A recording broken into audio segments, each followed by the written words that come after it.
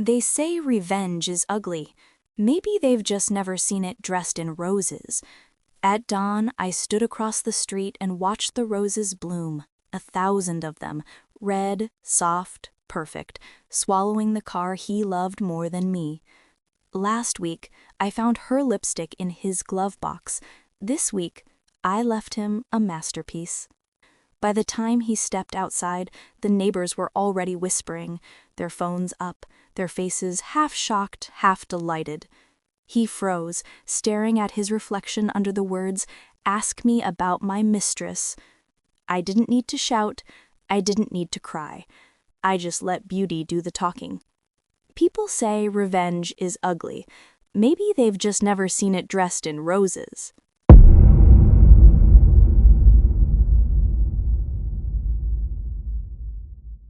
I used to think love was something you could measure in coffee cups and morning kisses.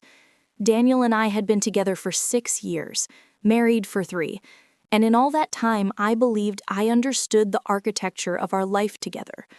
He was a mechanic with grease under his fingernails and a laugh that rumbled like thunder before rain. I was a florist who came home smelling of eucalyptus and baby's breath. We fit, or so I told myself every time I woke to find his side of the bed already cold. The red convertible arrived on a Tuesday in April. He had been saving for it since before we met, squirreling away money in an account I was not supposed to know about, but had stumbled upon one night while searching for our insurance papers. I did not mind the saving. What unsettled me was the reverence in his voice when he spoke about it, the way his eyes would glaze over with devotion whenever he scrolled through auction listings on his phone. When it finally sat gleaming in our driveway, cherry red paint catching the spring light like liquid fire, I watched him circle it the way a priest might circle an altar. His fingers traced the chrome accents. His breath came shallow and quick. He spent that entire first weekend polishing it, tuning it, whispering to it in low tones I could not quite hear from the kitchen window. I told myself it was just a car. Men had hobbies. This was harmless. But I noticed he stopped kissing me goodbye in the mornings. Our neighbors began commenting on it almost immediately. Mrs. Alvarez from next door told me it was a beautiful machine, though her tone suggested she pitied me. Mr. Hoffman, 2 houses down, joked that Daniel had gotten himself a mistress, and everyone laughed except me. I smiled because that was what you did when men made jokes about things that felt too close to the truth. Daniel began leaving for work earlier and coming home later. He said he was taking the scenic route, breaking the engine in properly, learning her moods. Her moods! He gendered the car without irony, and I swallowed my discomfort like a stone. I tried to be understanding. I bought car magazines and left them on the coffee table. I suggested we go for drives together on weekends. He thanked me but said he preferred to drive alone, that it was meditative, that I would not understand the connection he felt when it was just him and the open road. I nodded and returned to my roses, pruning thorns with more force than necessary. The first real crack appeared on a Saturday in May. I had planned a picnic for our anniversary, nothing extravagant, just sandwiches and wine in the park where he had proposed. I spent the morning preparing, slicing strawberries into perfect crescents, folding cloth napkins into swans the way my mother had taught me. I checked my reflection in the hallway mirror before packing the basket. New lipstick, hair pinned the way he used to say, made me look timeless. The woman looking back believed she could still be seen. When he came downstairs, still smelling of motor oil despite his shower, I showed him the basket with a smile I hoped looked effortless. He told me he had promised to show the car at a local meetup that afternoon. He said it had been scheduled for weeks, that he had mentioned it to me, that surely I remembered. I did not remember, but he looked at me with such certainty, such mild confusion at my disappointment, that I began to doubt my own memory. I told him it was fine. He kissed my forehead and told me I was the best, that he would make it up to me. He left with the picnic basket, saying he would eat on the way, and I spent our anniversary alone in a house that smelled like wilting roses. That night, when he returned glowing with stories of compliments and admiring crowds, I asked him if he had eaten the food I tacked. He looked confused, then sheepish. He admitted he had been so caught up in the event that he had forgotten the basket in the trunk. The strawberries had gone warm and soft in the sun. The sandwiches had curled at the edges. I threw it all away while he showered, and the sound of the garbage disposal felt like grinding up something more than spoiled food. I began to notice other absences. He stopped asking about my day. He stopped noticing when I changed my hair or wore the dresses he used to say made me look like starlight. Tuesday night, I made his favorite, pot roast with fingerling potatoes. We ate in silence, broken only by the scrape of forks on ceramic. He asked if we had stamps. I said yes. He nodded. 20 minutes at a table built for intimacy, and we spoke 6 words. One evening in June, I asked him if he still loved me. We were sitting on the couch, the television playing something neither of us watched. He looked startled by the question, then reached over to pat my knee in a gesture that felt more patronizing than reassuring. Of course he loved me, he said. I was his wife. Why would I even ask that? His tone made it clear he found my insecurity unreasonable, and I felt ashamed for needing reassurance. But he did not stop spending every free moment with the car. I started going to bed earlier, not because I was tired, but because lying alone in the dark felt less lonely than sitting beside him while he scrolled through car forums on his phone. I would listen to the garage door opening and closing at odd hours, the rumble of the engine in the driveway at midnight, and I wondered what he was running from. My sister called one Sunday and asked how married life was treating me. I lied and said it was wonderful. She heard the crack in my voice and pressed, but I changed the subject. How could I explain that I was losing my husband to an inanimate object without sounding ridiculous? I told myself things would improve.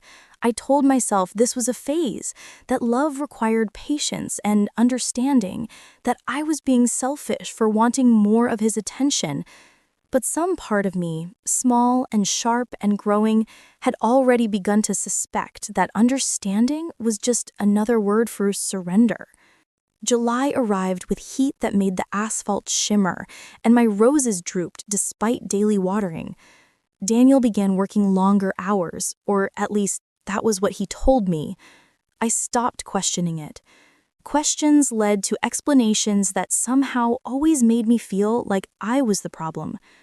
The keys lived in his front pocket now, jingling with every step like a jailer's ring. One night, I asked if they were uncomfortable. He patted them reflexively, the way you'd check for a heartbeat, and said he barely noticed anymore. I began to study the car the way you might study a rival. I noticed he washed it twice a week, but had not complimented my cooking in months. I noticed he bought premium wax and special chamois cloths, but had forgotten my birthday until I reminded him the day of. The lipstick appeared in late July. I had been searching for the car's registration. We needed it for insurance renewal. And I opened the glove box to find the usual clutter of maps and napkins, but tucked beside the owner's manual was a golden tube of lipstick, expensive and decidedly not my shade. I held it in my palm, this small cylinder of evidence, and felt the world tilt. My first instinct was to confront him immediately. My second instinct was to doubt myself. Maybe it had been there when he bought the car. Maybe it belonged to a previous owner. Maybe I was inventing betrayal because I was lonely and desperate for an explanation that made sense. I put it back where I found it and said nothing. But I began watching him differently. One morning, I reached to fix his collar and froze. 3 parallel scratches ran down his neck, faint but deliberate. He caught my wrist gently and said his new undershirt had a rough tag. I nodded. Tags didn't leave patterns like fingernails. One Saturday, I asked if I could come along on one of his drives. He hesitated, then agreed with a reluctance that stung. We drove in silence through winding roads, past fields of sunflowers and small towns with names I had never heard. I tried to make conversation, pointing out a beautiful barn, commenting on the weather, asking if he wanted to stop for ice cream. He gave me monosyllabic answers, his jaw tight, his hands gripping the steering wheel with white knuckles. When we returned home, he told me he preferred driving alone. He said I made him nervous, that I did not understand the feel of the car, that my presence disrupted his connection with the drive. I apologized, though I was not sure what I was apologizing for, and I never asked to come again. I confided in my friend Rachel over coffee in early August. I told her about the lipstick, about the distance, about the feeling that I was living with a ghost of the man I married. She listened with sympathetic eyes and told me I should check his phone. But that night, while Daniel showered, I found myself reaching for his phone on the nightstand. My hands shook as I tried his passcode, our anniversary date, the same one he had used for years. It did not work. He had changed it. I tried his birthday, my birthday, random combinations, but nothing unlocked the screen. I set it down carefully, exactly where it had been, and stared at the ceiling until he came to bed smelling of expensive soap. I started having dreams where I destroyed it. In one, I took a baseball bat to the windshield. In another, I set it on fire and watched it melt into abstract sculpture. In the most vivid, I filled it with flowers until it disappeared beneath a sea of petals, beautiful and suffocated at once. I woke from these dreams with my heart racing and my hands clenched.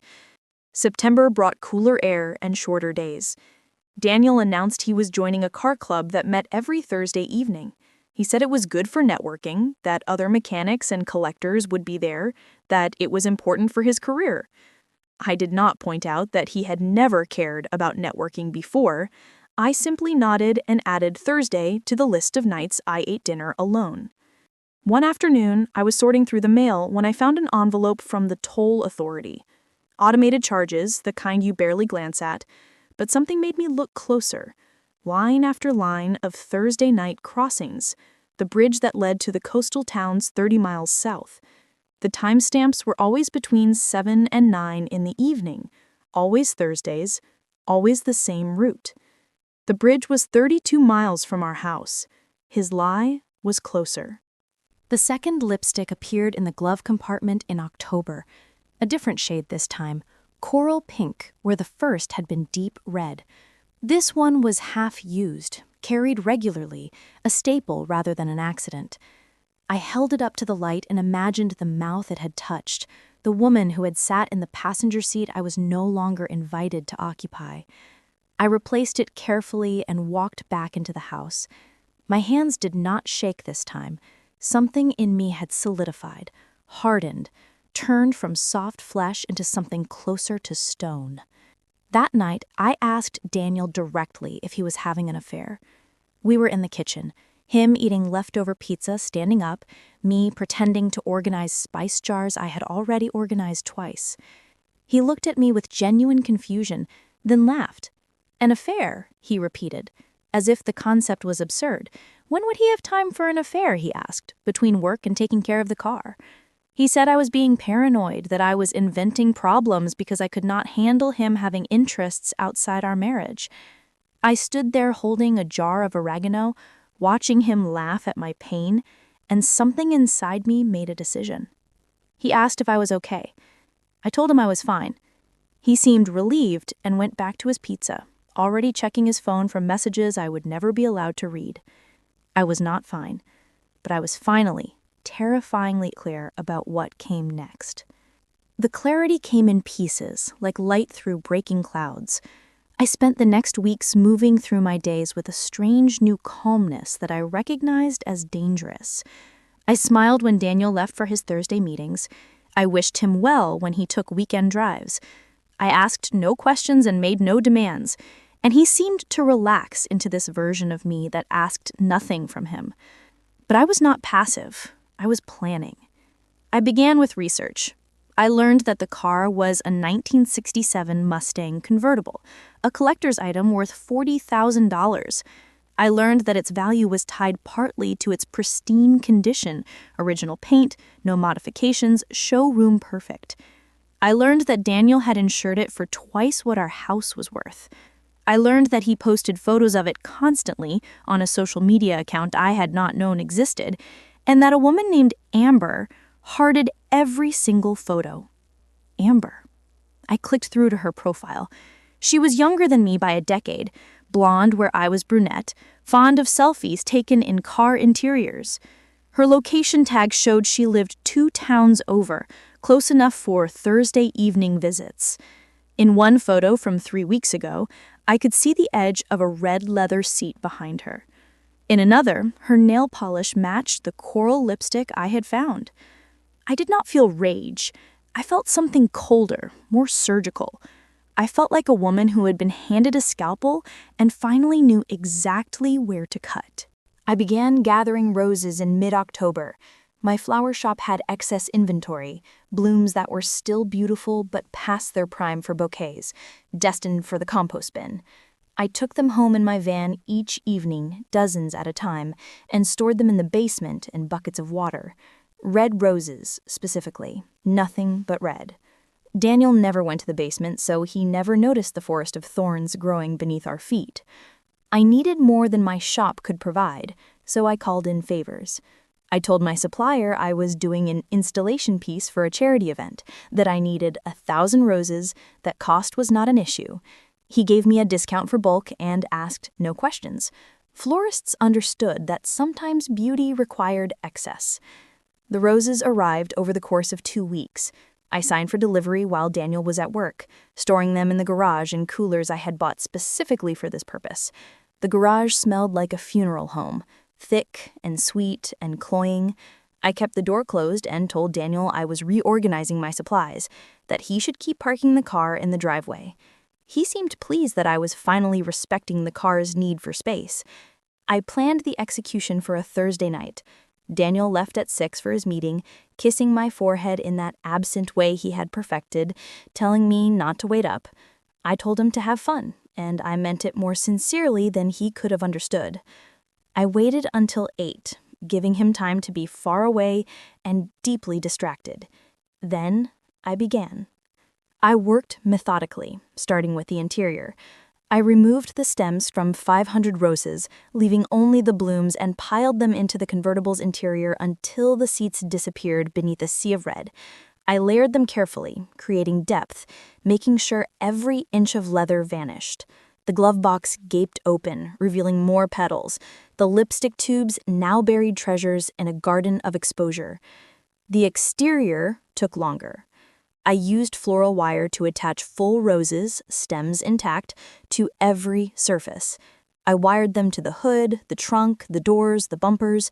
I wrapped them around the mirrors and wove them through the wheel wells. I turned the car into a rolling shrine, a monument to obsession, a beautiful suffocation. By midnight, the car was invisible beneath roses. Only its basic shape remained, the ghost of a vehicle beneath a horror of beauty. But I was not finished. I had ordered paint pens weeks ago, the kind that wrote on glass and metal, permanent and bold. In white letters across the rose-covered hood, carefully positioned where they would be impossible to miss, I wrote 9 words. Ask me about my mistress. Her name is Amber. I stepped back and looked at my work.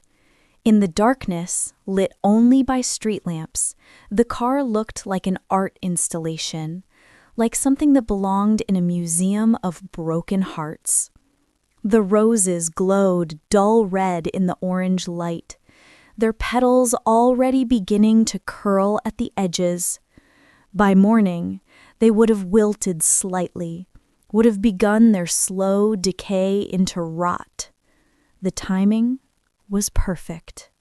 I took photos from every angle, documenting what I had built.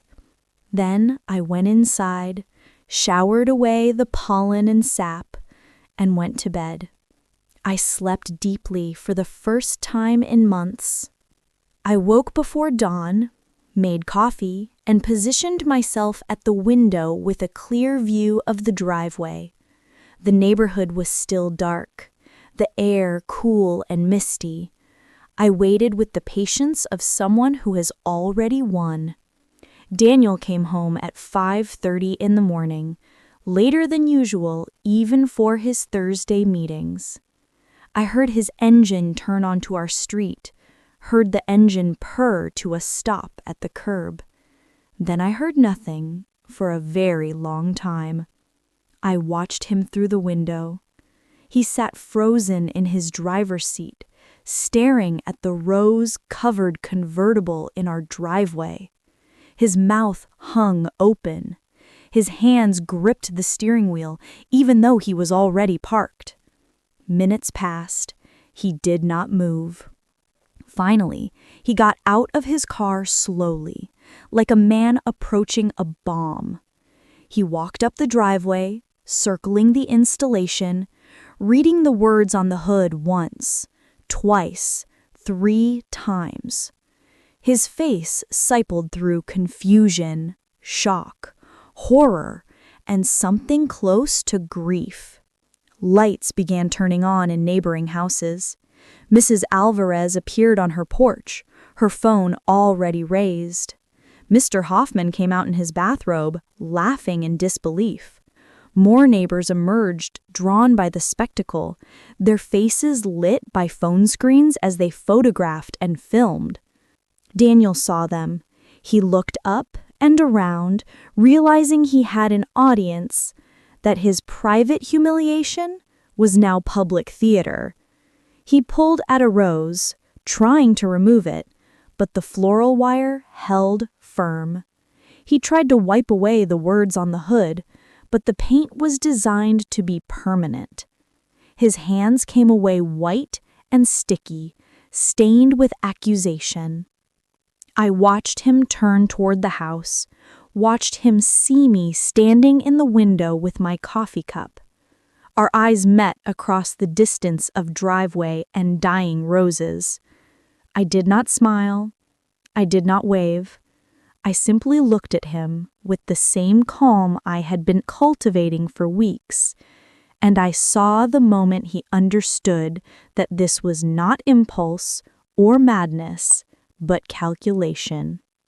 He moved toward the front door, and I knew he would come inside demanding explanations or apologies or something that resembled the control he had held for so long.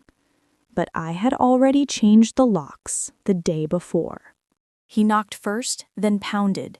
He called my name through the door, his voice rising from confusion to anger to something close to pleading. I stood on the other side, silent, listening to his requests for entry become demands, become desperate negotiations. I did not answer. There was nothing left to say that the roses had not already screamed. The neighbors continued gathering. I heard Mrs. Alvarez talking to someone on the phone, probably her daughter who loved drama. I heard Mr. Hoffman laughing and saying he had called it, had seen this coming. I heard younger voices, teenagers who had been drawn outside by the commotion, asking what was happening and being filled in by their parents in hushed tones. Daniel eventually stopped knocking.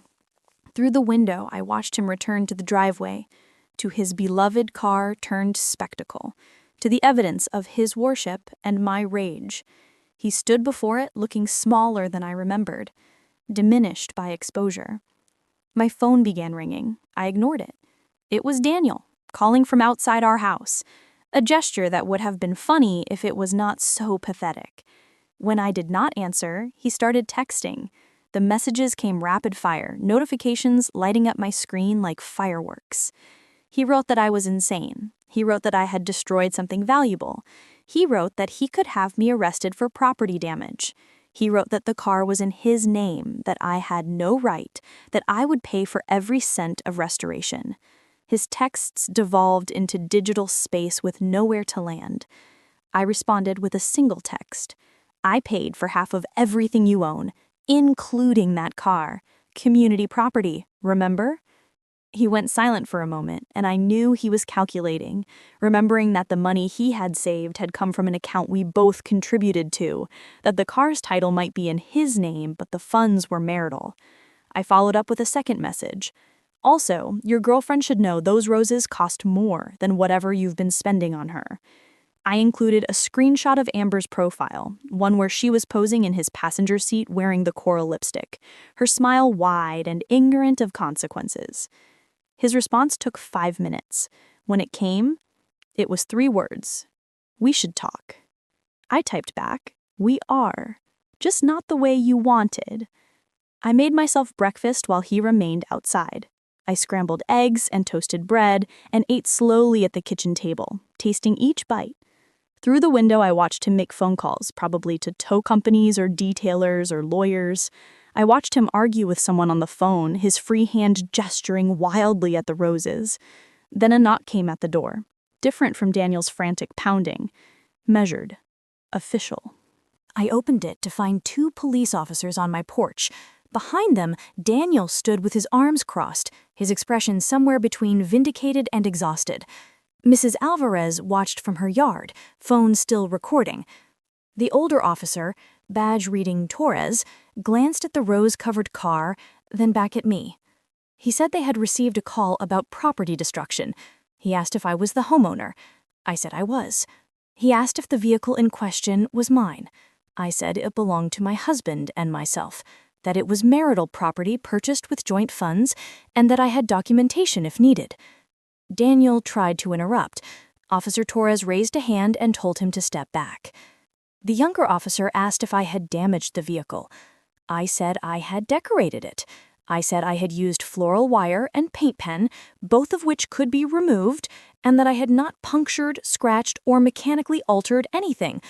I said I was a professional florist and knew how to handle delicate surfaces. Torres asked why I had done it. I met his eyes and said my husband had been having an affair, and I wanted him to know I knew. There was a long pause. Torres looked at Daniel. Daniel opened his mouth and closed it. The younger officer was clearly trying not to smile. Torres told us this was a domestic matter, that we needed to handle it civilly, and that if either of us felt unsafe, we should contact the appropriate resources.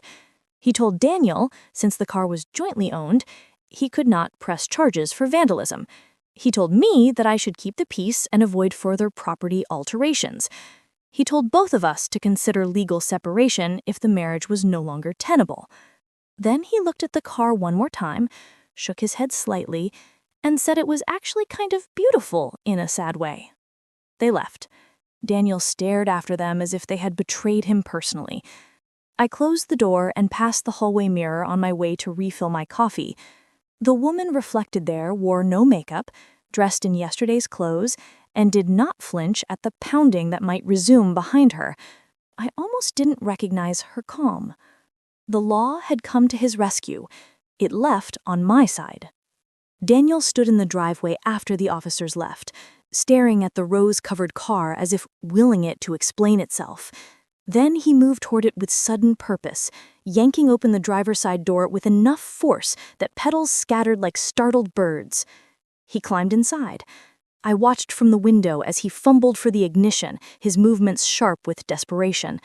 He was going to drive it away. He was going to erase what I had built before the tow truck could memorialize it.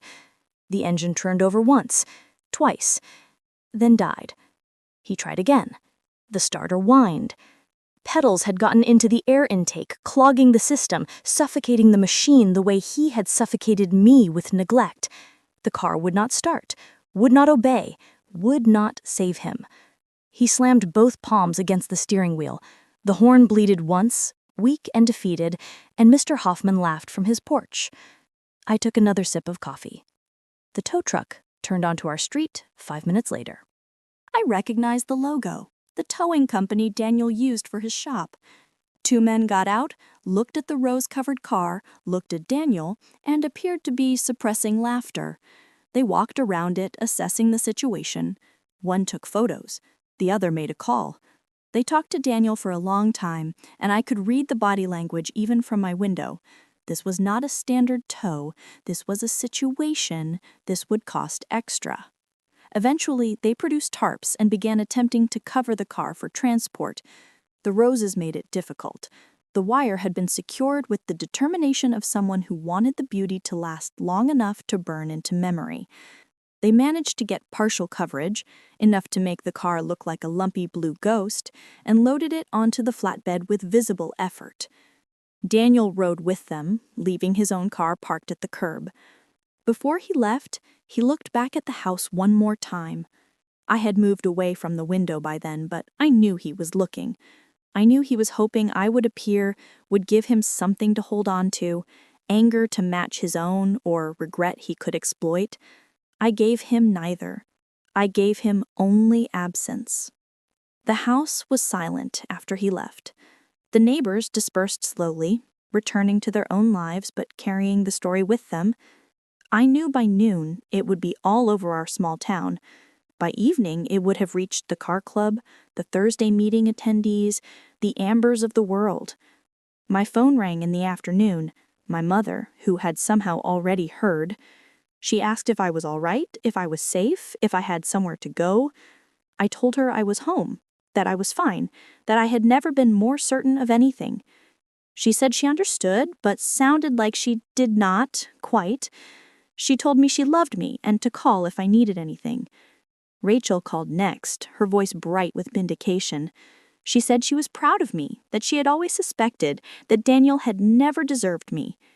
She offered to come over with wine and solidarity. I told her I needed to be alone for now, but that I appreciated her. Daniel did not come back that night. I changed the sheets on our bed, washed away the ghost of his presence, and slept diagonal across the mattress with a freedom that felt almost foreign. Over the next days, things unfolded with bureaucratic inevitability. Daniel sent lawyers' letters about property division. I sent my own, armed with documentation of joint accounts and community property law. He threatened to sue for the cost of the roses and restoration. My lawyer pointed out that he would have to explain in court why his car had been filled with roses, which would require admitting to infidelity, which would not help his case, but would certainly entertain a jury. The threats became negotiations. The negotiations became settlements. We divided everything with the cold precision of surgeons separating conjoined twins. The car was repaired, eventually. I heard it took weeks to remove all the wire, all the stains, all the evidence. I heard the paint on the hood had to be redone completely. I heard it cost him $15,000.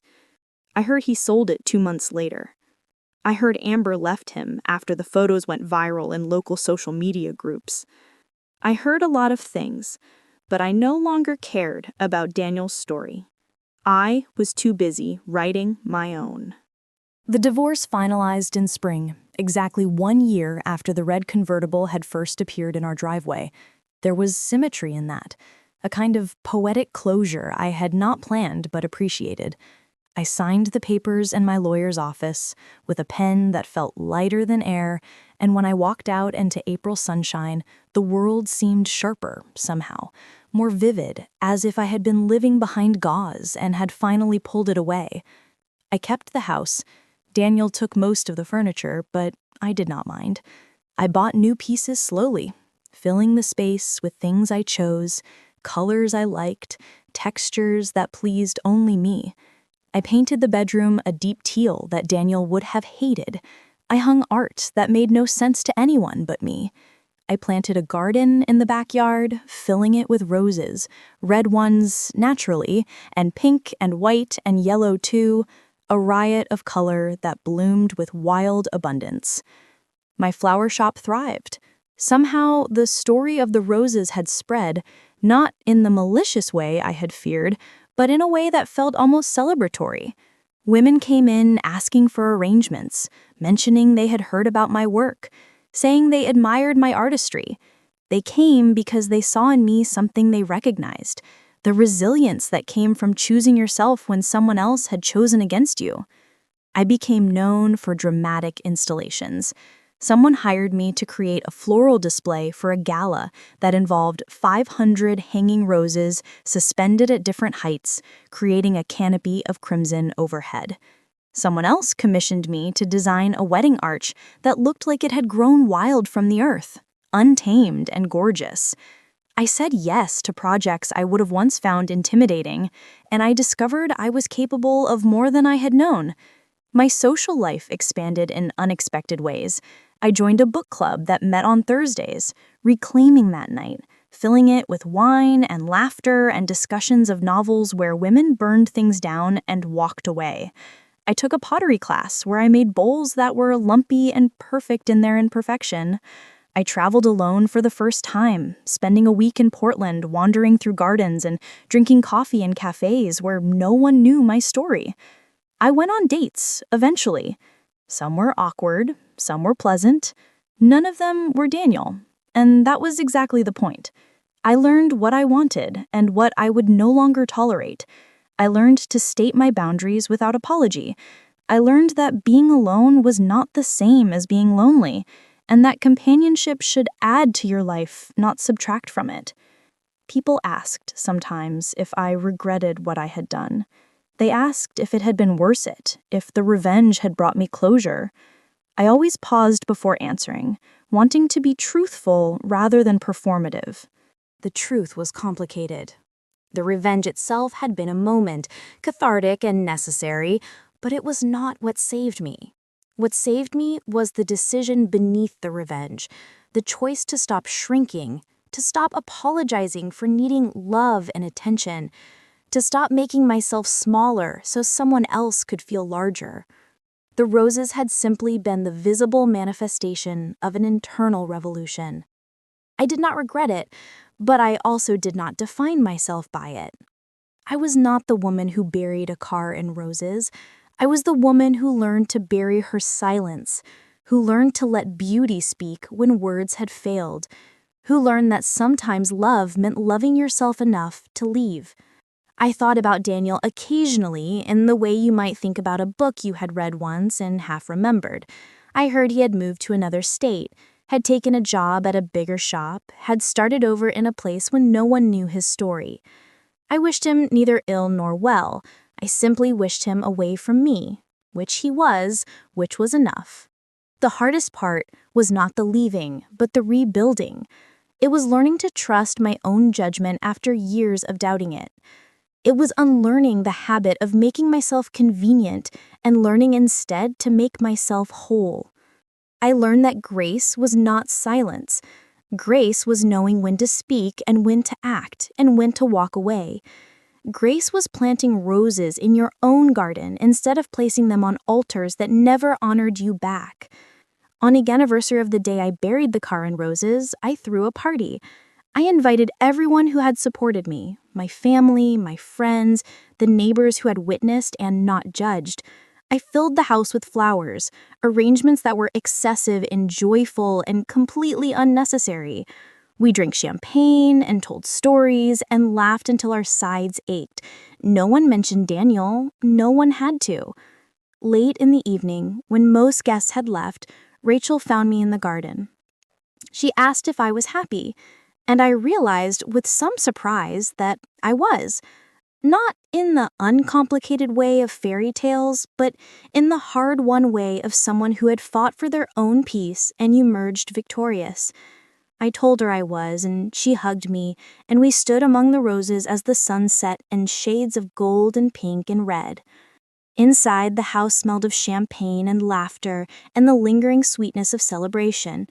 I moved through the rooms, collecting glasses, straightening cushions. My hands were dotted with thorn pricks from arranging the centerpieces, small red marks that would fade by morning. Small prices. I paid them gladly. Later, washing champagne flutes at the sink, I caught my reflection in the kitchen window, barefaced, laugh-lined, unguarded. The woman I'd tried to be for Daniel would have hated this version of me. I'd never loved her more. I thought about how beauty could wound and heal in the same breath, how revenge was sometimes just refusal made visible. The most radical act had been simpler than I had imagined, loving myself more than I feared the silence. The roses in my garden swayed in the evening breeze, their petals soft and perfect and temporary. Everything beautiful died eventually. The trick was to appreciate it while it lasted and to know when to let it go. I had let Daniel go. I had let my old self go, the one who believed that suffering in silence was noble. I had let go of the story that I was not enough, that love required erasure, that happiness meant making someone else comfortable at the cost of my own soul. What I held instead was lighter and stronger, the knowledge that I could survive anything, that I could remake my life from ruins, that beauty was not just something you arranged for others, but something you could create for yourself. My phone buzzed in my pocket, a text from an unknown number. For a moment, my body tensed, old instincts flaring. Then I opened it. It was from my flower supplier, the one who had provided the 1,000 roses without asking questions. His message was brief. Saw the wedding art you did at the Riverside Hotel. Stunning work. Also, I always knew it wasn't for charity. Glad you made something beautiful out of it. I smiled and typed back a thank you, grateful for the quiet complicity, for the community of people who understood that sometimes art required destruction first, that sometimes you had to dismantle one thing to build another. As full darkness settled and the last party sounds faded into memory, I stood alone in my garden and breathed in the scent of earth and roses and possibility. The night air was cool against my skin. Somewhere in the distance, a car engine rumbled past, and I felt nothing. No longing, no bitterness, no echo of the woman who had once measured her worth by a man's attention. The moon rose over the fence line, painting everything silver. My roses glowed pale in the darkness, their red muted to shadow, but their presence undeniable. I had planted them in irregular clusters, refusing symmetry, letting them sprawl and climb and tangle as they pleased. They were wild in the way Daniel's pristine car had never been, alive in the way metal and chrome could never match. I remembered the night I had wired those roses to his convertible, the methodical precision of it, the way my hands had moved with certainty, even as my heart raced. I thought I was destroying something, giving into darkness, that revenge would hollow me out and leave me empty. But I had been wrong. What I had done that night was translation, years of silence rendered visible, wound made art. I had spoken in the only language proportional to my pain, and the world had listened. And then I had moved on. That was the part no one talked about when they discussed revenge. They focused on the act itself, the drama, the spectacle. They forgot that the real work came after, the slow, unglamorous labor of rebuilding, of choosing yourself again and again until it became habit, until it became nature. I had done that work. I was still doing it. And I would keep doing it as long as I drew breath. A breeze stirred the roses, releasing their perfume into the night. I closed my eyes and let myself feel it, not just the scent, but the entirety of this moment, this life, this hard-won peace. I felt the earth solid beneath my feet. I felt my lungs expand with air that belonged only to me. I felt the future stretching out ahead, uncertain and entirely my own. When I opened my eyes again, the garden looked the same, but I felt different. Lighter, clearer, more present in my own skin than I had been in years. I walked back toward the house, leaving the roses to their vigil under the moon. The light from the kitchen window spilled warm across the grass, illuminating the path that I had worn with my own footsteps, in my own time, toward my own door. I turned off the lights one by one, leaving only the small lamp in the living room glowing against the darkness. I passed the key hook by the door, bare now, no jangle, no claim. I did not miss the sound. I climbed the stairs to my bedroom, mine alone, and changed into clothes chosen for comfort rather than appeal. I slipped between sheets I'd picked out myself, in a color Daniel would have called impractical. Before I turned off the bedside light, I glanced at my phone one last time. No messages from Daniel, no threats, no pleas, no attempts to reclaim territory he had forfeited when he chose metal and chrome and a woman named Amber over the vows he had made to me. Just silence. And in that silence, space. Space for me to breathe. Space for me to dream. Space for me to become whoever I was meant to be next. I set the phone aside and closed my eyes, and for the first time in as long as I can remember, I fell asleep without running through a mental catalog of my failures, my inadequacies, my not enoughness. I fell asleep whole, and in the morning, I would wake the same way. Not because my life was perfect or my pain erased, but because I had finally learned the difference between being broken and being in pieces, between destruction and transformation, between revenge and rebirth. The roses had been beautiful, the spectacle was satisfying, The justice was poetic. But the real victory was quieter, more radical, impossible to photograph. I had become the woman who could bury a man's beloved car in 1,000 red roses, walk away without looking back, and plant a garden in her own yard where only beauty she chose would bloom. They say revenge is a dish best served cold. Mine was warm and red and alive with thorns. And when it wilted, as all beautiful things must, I remained. If you've ever traded silence for someone else's peace, or planted something beautiful on the ruins of what tried to break you, tell me how you bloomed. There's space below for your truth. I read every word. You're not alone in this garden.